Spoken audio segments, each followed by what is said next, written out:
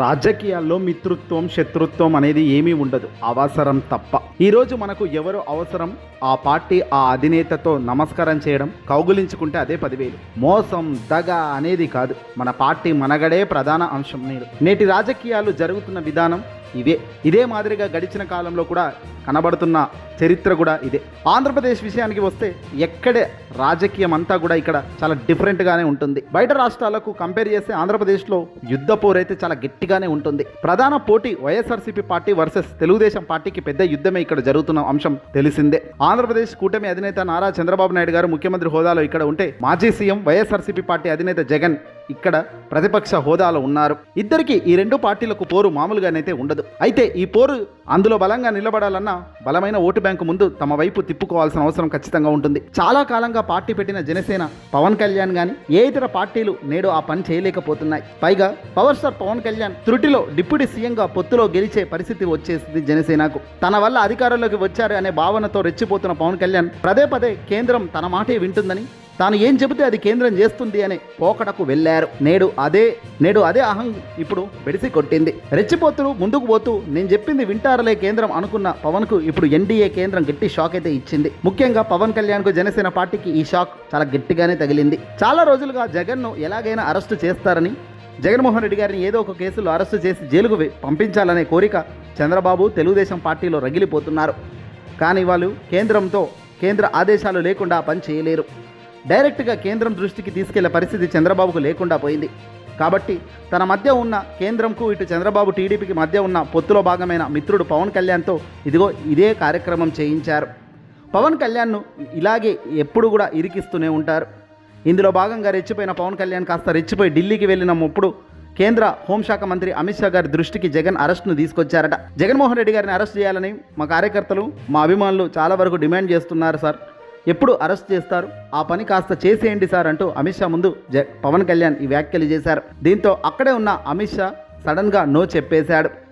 రహస్యంగా జరిగిన ఈ అంశం పవన్ కళ్యాణ్ పక్కన ఉన్న మంత్రి నాదెండ్ల మనోహర్ నోట ఇప్పుడు వెలుగులోకి వచ్చింది. జనసేన కోర్ కమిటీ మీటింగ్లో భాగంగా ఈ విషయాలను నాదెండ్ల మనోహర్ సాక్షాత్తు పవన్ పక్కన కూర్చొని చెప్పారట. దీన్ని ప్రొఫెసర్ నాగేశ్వరరావు విశ్లేషణ మొదటిసారిగా రావడం, ఆ తర్వాత వైరల్ అవ్వడం ఆ విశేషం. జగన్ను మాకు లాంగ్ టర్మ్ ఫ్రెండ్, మేము ఆయన్ను ఏమీ చేయం. రాజకీయాల్లో short term friends, long term friends అనే వాళ్ళు ఉంటారని అమిత్ షా చెప్పారట. లాంగ్ టర్మ్ ఫ్రెండ్ లిస్టులో జగన్ మాకు చాలా ముఖ్యమైన మనిషిని, షార్ట్ టర్మ్ లిస్టులో టీడీపీ జనసేన ఉందని కుండబద్దలు కొట్టినట్టు తెలుస్తోంది. రాజకీయాల్లో షార్ట్ టర్మ్ ఫ్రెండ్స్ ఉంటారు, అలాగే లాంగ్ టర్మ్ ఫ్రెండ్స్ కూడా ఉంటారు. కాబట్టి మాకు ఫ్యూచర్లో జగన్ కావాల్సిన వారు అని చెప్పకనే చెప్పినట్లు తెలుస్తుంది. రెచ్చిపోయిన పవన్కు తాను అనుకున్నది చేసేస్తారులే, నేను చెప్పిందే తరువాయి కేంద్రం ఆచరిస్తుందిలే అని రాజకీయాల్లో అనుకుంటే పొరపాటే. ఇక్కడే మొదటికే మోసం వస్తుంది. ఇది నేరుగా అమిత్ షా, చంద్రబాబు నాయుడు గారు ఒక మాట అన్నారట. రాజకీయంలో జగన్కు చంద్రబాబుకు బాగా శత్రుత్వం ఉంటుంది కదా, మరి మధ్యలో నువ్వెందుకు జగన్ అరెస్ట్ను కోరుకుంటున్నావు అని ప్రశ్నించినట్టు తెలుస్తుంది.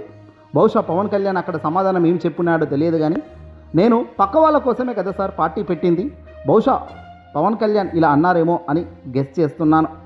నమ్మిన కార్యకర్తను ఎలా ముందుకు తీసుకుపోవాలో తెలియని పవన్ కళ్యాణ్ అభిమానులను గొంతు కోసి టీడీపీకో ఇంకో పార్టీకో కొమ్ము కాస్తూ వాళ్ళ కూడిగం వీళ్ళ కూడిగం చేస్తున్నాము, రాబోయే 15 ఏళ్ళు చేయాలంటున్న ఈ పవన్ ఈ పొద్దు రాజకీయం చూస్తుంటే నిజంగా ఇంతకు మించిన దారుణమైన ఘోరమైన పరాభావం మరొకటి లేదు.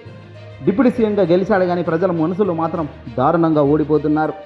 పవన్ అడ్డంగా ఇరకడం ఇది కొత్త కాదు. గతంలో కూడా చంద్రబాబు ఆదేశాలు ఇవ్వడం, పవన్ ఆచరణ చేయడం, పైగా ఆ చేస్తున్న ఆచరణలో క్రాస్ చెక్ కూడా చేసే పరిస్థితి లేకుండా వ్యవస్థ పరిగెత్తుతుండడం పవన్ వంత అవుతుంది.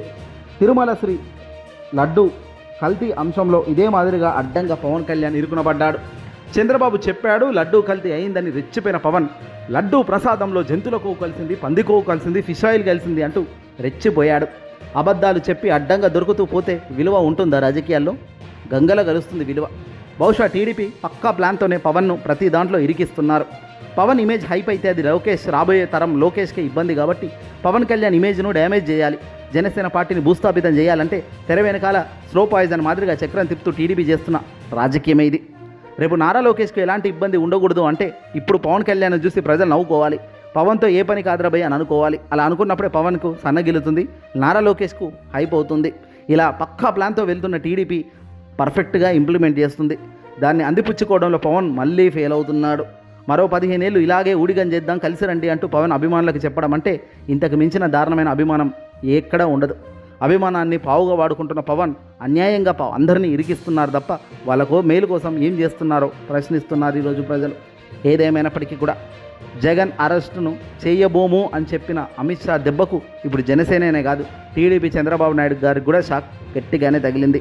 శత్రుత్వం ఏదో ఉంది కాబట్టి నన్ను జైల్లో పెట్టాడు, నేను జైల్లో పెడతానన్న క్రూరత్వంతో పోతున్న వీళ్ళకు కేంద్రం హైకమాండ్ గట్టి షాకే ఇచ్చింది.